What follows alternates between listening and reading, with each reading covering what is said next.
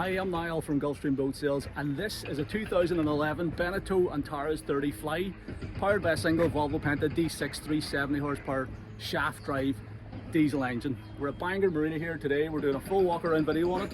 We're getting tortured with building works going on over there and gardening going on behind us. So I apologise for the quality of the sound, but I can't wait anymore. These guys aren't quitting until 5 o'clock. And I'll be home or headed home at that stage. But this is a quick walk around video. I'm going to do my best to show you the condition this boat's in, show you all the features inside. It's a real high spec one, beautiful condition, 670 hours on the clock, and hopefully help you to figure out whether it might be the right boat for you. So this boat has been owned by the current owner for the last 5 years. It's been kept here in Bangor Marina. He has looked after it extremely well. It's a beautiful blue hull on it. Recently out of the water in May of this year, 2025. It was compound polished, ceramic coated.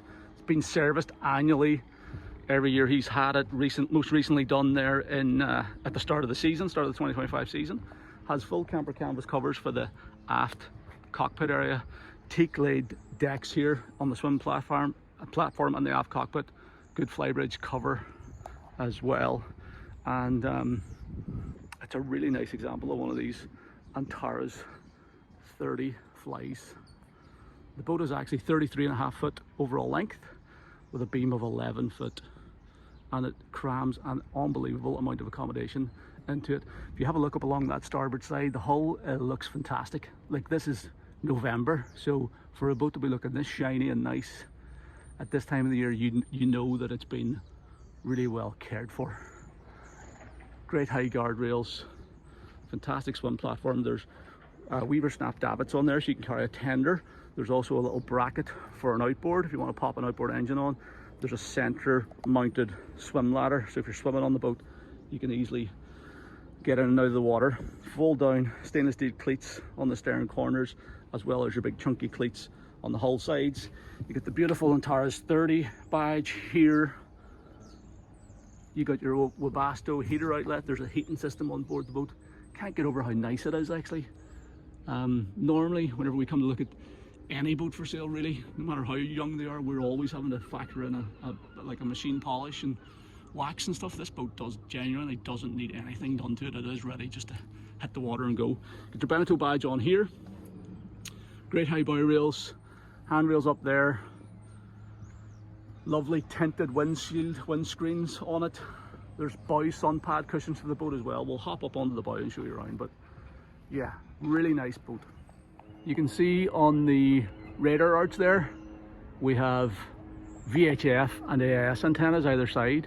We've got our Garmin radome up there along with a radar reflector, and we have a TV antenna as well as a little flagpole holder there, and it all looks to be in good condition from here. It's quite a low air draft. I can't remember exactly off the top of my head, but we will put the specs on the page of the website. But yes, ideally suited again for inland waterways. You know, you might want to take that radar reflector off for sure. I think the radome will be fine, but yeah, it's going to be fine for going underneath pretty much all the bridges on the Shannon Earn system in Ireland here. Because you have this nice broad swim platform, it makes it a breeze to berth the boat from either port or starboard side. This little outboard bracket doubles up as a bit of a handrail, and then shore power connection point here. And we've got, I love these chunky transom gates on these Beneteau Antares ranges as well. It's just so nice, big chunky transom gate, swinging lovely on the hinges, and one wee small lip to walk over into the cockpit. Again, this is all teak laid, so teak swim platform, teak cockpit, teak steps up onto the side decks. And you have a really spacious cockpit in here, L-shaped seating over on the port side, nice teak and stainless steel ladder up to your Flybridge, access into your saloon here, and a nice overhang as well. So this fiberglass overhang comes quite far back. You can see what it looks like here. So it means that your aft covers are super solid because they're on a track on the back of that overhang. So you only have a single bar, so it makes the covers really solid. And if you're not using the covers, you want to take those off. You still get great protection from the elements. Even if you've got the door open, the wind's not going to blow much rain in. You get these nice little side returns as well with stereo speakers mounted on them, and then you have overhead lights in this overhang as well. So makes the full use of the 11-foot beam here, this aft cockpit. There's room to put a table in here. There's actually 2 tables stored, one for the lower cockpit, one for the flybridge. You swing this gate closed, clips securely closed. You've got storage in there, owner keeps cleaning stuff and all that type of thing. Shore power lead. There's a transom shower in here, nice little pull-out transom shower, hot and cold water. We've got a little fold-out cup holder. There's your sea capacity plates. So it's category C rated for up to 8 passengers, or sorry, B rated for up to 8 passengers, C rated for 10.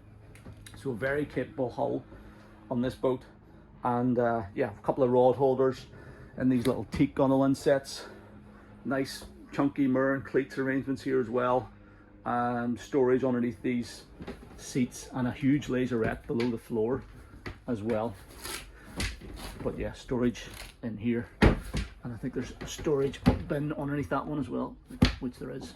Manual bilge pump handle here, handrails for heading forward whenever you're walking up on the side decks. We'll pop our head out one of those 2 side decks now to walk up onto the foredeck as well.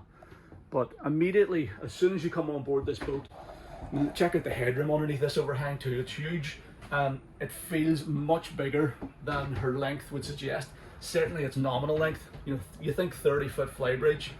I can think of a few on the market, not that many. Things like the Galleon 290 and stuff. This boat's in a different league to those ones. You know, it has sleeping accommodation for up to 6 people. There's 2 separate cabins inside, and the outdoor space, the cockpit space, the flybridge space. You know, it's more on the lines of like a Sea Line F33 or a 34 or something like that. That's kind of in my head what you should probably be comparing this boat to. And with a single shaft drive engine, very economical to run, very economical to maintain. This boat has a bow thruster and stern thruster, so it's very easy to manage as well, so you don't really sacrifice any of the maneuverability that you're obviously losing with the second engine. You still have that with the bow and stern thrusters, but it just means that much easier boat to run and maintain. Whether you're using it on the coast, like this one has been, it's very much a coastal boat, it's category B rated, but it'd be perfect for the inland waterways as well. That single engine, it'd be ideal on the Shannon or the Iron system in Ireland. So let's walk you around the rest of it and we'll keep going here. The side decks, whilst reasonably narrow, are pretty safe to make your way along because of this high guardrail here, so you feel pretty safe and secure as you walk up here. All the tread surfaces are all molded non-skid. There is a full set of bow sun pad cushions for this boat that the owner keeps at home, so you can turn this whole forward deck area into a sun lounging area, which is nice. And then there's stacks of fender baskets, 8 fender baskets in total up here. You can get easy access up to the anchor locker here. You get a Lumar windlass, stacks of chain and rode on there. There's a manual handle for the windlass, remote control for operating it electrically, so you can raise and lower your anchor from here. Big chunky aluminium cleats. Tiny little bit of stress cracking on this wee panel insert here, but it's not actually part of the hull. But other than that, everything else looks perfect. The bow rails are perfect. Huge big wipers for clearing the windscreen. Big pantograph wipers. You get your horn there. You get your flybridge screen, flybridge cover, which is all in very good condition. I have to say, actually, it's a pretty miserable day, and the covers are doing a great job of keeping the decks dry as well, both on the flybridge and in the aft cockpit. Freshwater fill point is here, and then it's actually a wider side deck down this side. That's the one I should have came up down along. That's wider, so it's slightly offset. I didn't realize that. So this is a wider, much easier side deck to walk along actually, and you've got your waste pump out point there and your diesel filler at that point as well. So yeah, this is the side deck that you're probably going to want to move around on. But yeah, we'll pop back down in this side. So one of the reasons we do these videos is to show you the boats kind of warts and all, because if you're buying a used boat, there's not going to be any of them that are perfect. So one of the reasons we shoot the videos is to show you everything here. So there is a little bit of stress cracking. Obviously we saw a wee bit there, but I have noticed some up along here as well. And there's a couple of extra screws in this, so maybe this rail has got a wee knock or something at some point in the past. But there's a wee bit of spider's web cracking there, and it goes back to that stanchion back there. So maybe something to just have checked out by a surveyor, but there's no, it doesn't really look like it's had any, like I don't think it's been repaired as such. It just looks like the original gel coat. Has a bit of stress cracking on it, so you can open those up and fill them again. There's a wee bit of work involved in it, but you might decide it's not of critical importance either. But anyway, just wanted to show you that because I have noticed it here. So I don't like people traveling to see a boat without letting them know exactly what they're coming to see. But everything below that looks pretty perfect. The rub rail looks perfect and doesn't look like it's had any work done.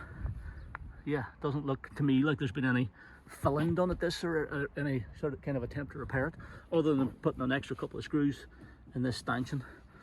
But yeah, other than that, the rest of the foredeck all looks good. This side's perfect.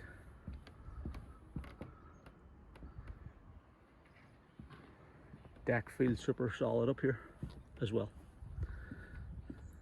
So access into the saloon is via this triple folding sliding glass doors.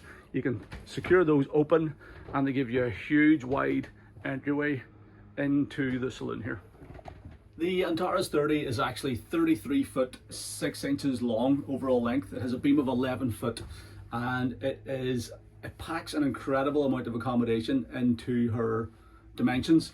It'll sleep up to 6 people. It has 2 separate cabins downstairs, a forward owner's cabin, a portside guest cabin. This dinette in the saloon converts into a double bed at night time as well. So you can sleep up to 6 people on board. 4 in comfort. It's got a nice heads and shower compartment as well. This one's really well spec'd with navigation equipment, autopilot, all sorts of bow and stern thruster, all sorts of geared equipment to make it a much easier boat to live with. We've got an excellent galley here along the starboard side as well. So I'm going to walk you around each area of the interior now to show you all the features and show you the condition. So the galley on the starboard side is compact, but it crams in a lot of stuff as well, a bit like the whole boat. So you've got a gas cooker and hob here. This panel lifts up. There's been a couple of additions made by previous owners. This one here is like a little extended worktop. So if you've got the top lid folded back, you still have room, countertop space here, and then this is just like a little protector for the actual joinery on the boat. You've got your sink here, so you've got your gas hob and an oven. Below that, this one has the optional microwave installed, so a little microwave as well. It runs off shore power. We have a decent sized fridge over here, the obligatory fridge full of beer. That's got an ice box in it as well, so 65-litre fridge with an ice box. In here you've got stacks of storage. We've got more storage. You've got your cutlery drawer here. You can see that the owners are still using the boat. Big drawer or deep storage there, and then another big cupboard in there. So there's a surprising amount of storage space in that galley, and it's going to accommodate, you know, family 4 away on the water for long weekends or maybe a week at a time. You've got a TV on this one, a TV antenna, picking up signal perfectly as well. You've got 2 40-volt sockets here. You have your light switches for the interior. These are LED lights that have been retrofitted in the aft cockpit. We've more 240-volt sockets over here. You got 12-volt power points as well as USB points. You've got your controller for the Webasto heating system. This boat has onboard heating. Webasto. Don't know what this thing is. A CO alarm, and then the switch for your immersion heater as well. All the curtains are in lovely condition. The owner keeps them closed generally to stop the sun bleaching the interior, and it's done a really good job. The upholstery is all in beautiful condition. This is a table that drops down, and you can make that whole area up into a nice bed, and it's actually quite a big double bed. You've storage then underneath all the seats as well. So stacks of storage bins all the way around. This here whole seat section folds up, so if you're doing engine maintenance, gives you much better access to the engine room. You've got easy access bins then around about, and there's a good bit of storage underneath this forward facing seat as well. So this is a great little spot for your partner or a couple of kids to sit facing forward when the boat's underway, right up beside the helmsman. You can slide back the side windows on both sides to talk to your crew outside, and there's fantastic visibility all the way around this wheelhouse. Helm seat is a nice bucket style seat with a flip up bolster. It's adjustable fore and aft, so you get plenty of room with the bolster folded up to stand at the helm if you wish. That's my eye line as I'm standing here. If I'm sitting on top of the bolster, kind of that height, and then if you're a longer passage, you'll probably fold that down and you're a real comfortable seat. Throttle and shift lever falls easily to hand. You can easily slide this window open if we pop that bow. So release the lock. Yeah, easy when you know how. Release the lock, and then look how wide that side window is. So you can easily pop your head out to communicate with your crew, or just to open the wheelhouse up for a bit of flow of air through it. This port side window is the exact same size. And then the helm itself, this is a wee reminder not to start the engine because the sea cocks are closed. There's all sorts of little signs of a attentive owner around the boat, that being one of them, which is always really nice to see. But we'll key on, we're not going to start it, but we will key on the ignition to show you the engine hours. But there's a great bit of equipment on this boat. One of the big things is this bow and stern thruster, so it's going to make it a breeze to manage the boat around the marina. It's going to give it excellent control, so you can spin the boat in its own length. You can get it into any berth single-handedly very easily. There's also a Raymarine autopilot, so whenever you're out on passage, you can flick on the autopilot. It'll hold the course for you. That's married up to the hydraulic steering. We've got Beneteau trim tabs with LED indicators. We have full range of Volvo engine instruments, so you get them all, everything through the digital clocks here, but also repeaters for your important stuff like oil pressure, temperature, battery volts, rudder angle indicator there. You can see the current engine hours are 673, and it has this nice little Volvo digital instrument as well that'll tell you things like fuel flow, fuel level, flow rates, stuff like that, so you can tweak around and get yourself a nice, comfortable, economical cruising speed as well. So you get all the information right at your fingertips here. Big Garmin GPS map 4012, multifunction display, so chart plotter, fish finder. I think there's radar on the boat as well. That's all communicating through this screen. You've got your water tank and fuel tank levels here, and a steering compass up forward. A couple other things to point out then are the screen demisters, vents up at the forward part of the windscreen there, so even if you're out on a cool day in the late autumn, early spring, or even through the winter, you can keep your windscreen clear whilst you're underway. And then you get your 12 volt switch panels down here for navigation lights, bilge pumps, fresh water pump, windshield wiper. Let's flick those at the minute because it unfortunately is raining today. I think it looks like it could do with possibly new wiper blades there. They're both working perfect, but they're a wee bit smeary, so a set of wiper blades required. And then auxiliary power. This is also digital throttle and shift, this Volvo D6 370 horsepower engine. So fly-by-wire throttles, you can do throttle only here, cruise control, stuff like that. So really nice, up-to-date, modern feeling controls on the boat, and an excellent helm. It's going to be a very comfortable boat to make a passage on. It's one of the things I really like about these Beneteaus and the Antares range in particular. They're very sea-kindly hulls. The shaft drive boats, engines in the middle, they're really well balanced. They run efficiently as well. The owner was telling me he normally cruises around about 16 or 17 knots, and top speed he reckons is around about 23 knots with this single D6 370 horsepower engine. But they'll go through anything. It's category B rated for up to, I think it's 8 or 9 passengers. We'll check the builder's plate.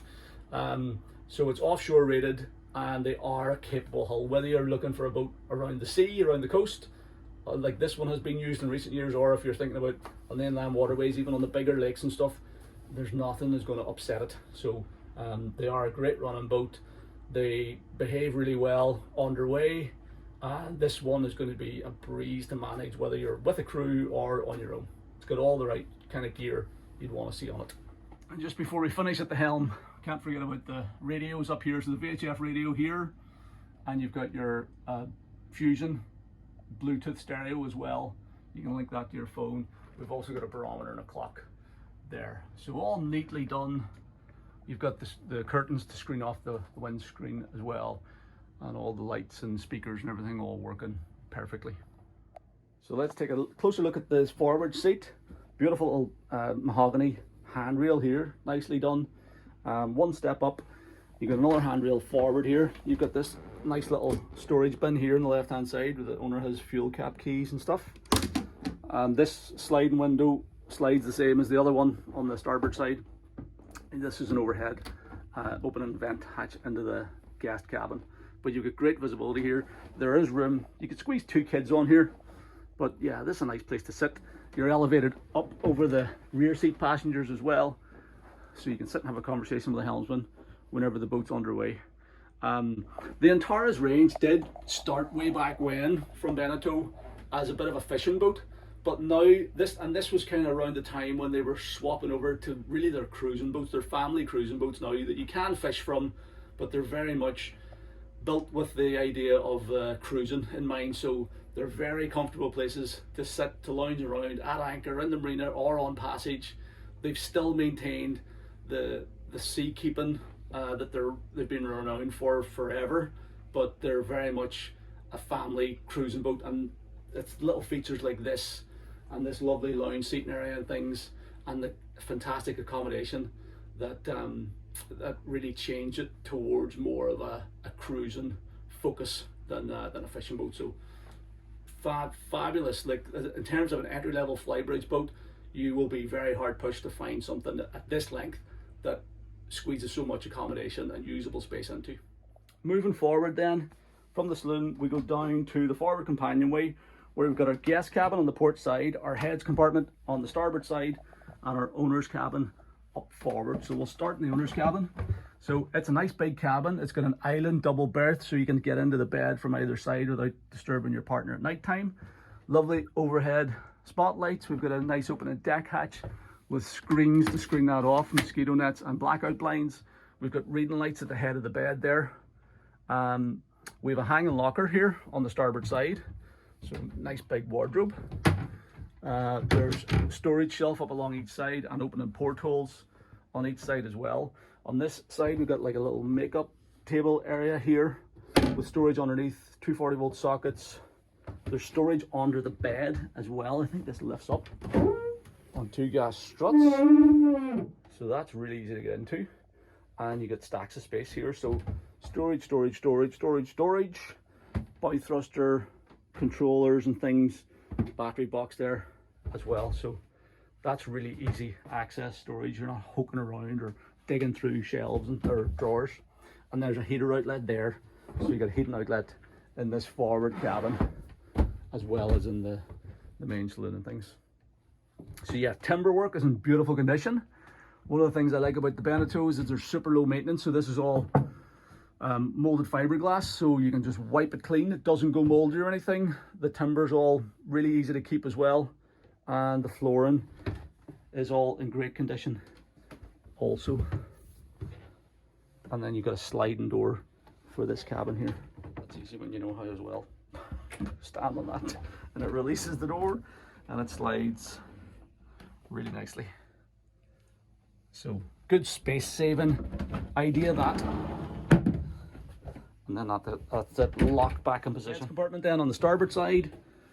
So it's a spacious heads compartment. Now the toilet is tucked in behind the door, so we'll look at that in a second. But you've got a nice big countertop area here, sink with pull-out shower. You get storage underneath here, big storage bin.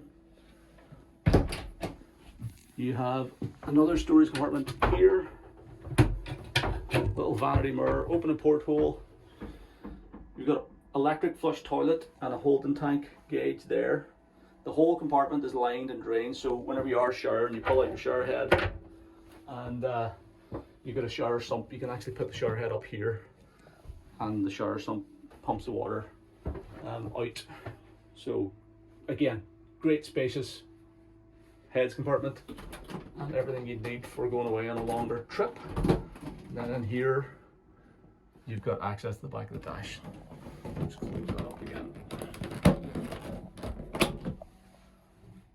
The guest cabin on the port side is a bunk bed arrangement, so pretty decent space, decent sized bunks once you're in here. You've got a reading light up at the head of the bed, a little bedside table unit here with storage underneath, 240 volt and 12 volt power sockets.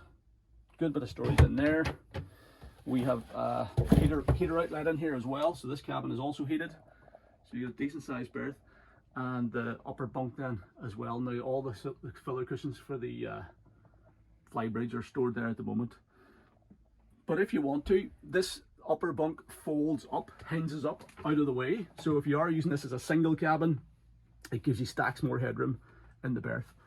But if you're looking to get sleeping arrangements for a couple of kids or a couple of teenagers, then this bunk bed arrangement's perfect. You've got an overhead deck hatch there for a bit of added light and ventilation, along with a porthole, a couple of hanging hooks there as well. And then a quick look below the floor. It's just a bit of storage or maintenance access. Again, nice, clean and tidy, but you could store a bit of stuff in there if you needed to. So this top step slides out of the way, and then you've got access into your battery boxes in here, and a lot of your wiring behind your isolator switches and things like that. You can also screw off that panel there at the back, and that will give you access to the front of the engine. So if you're doing any servicing around the front of the engine, you can do that. So good service access, and everything is real clean and tidy looking in behind there also. So clip that back, and while we're poking around in the bilges, I'll show you in here. This is another battery box, probably a bow thruster battery I would imagine, and underneath here I think it's just mainly storage in this one. Bit of storage down in there, but you can see the bilges are nice and dry, clean and tidy as well. So I have been hoping that it would stop raining today long enough to get the covers off the Flybridge, but it just won't. So I'll show you around the Flybridge as best I can. But you've got these nice teak stairs, stainless steel staircase ladder up to the Flybridge.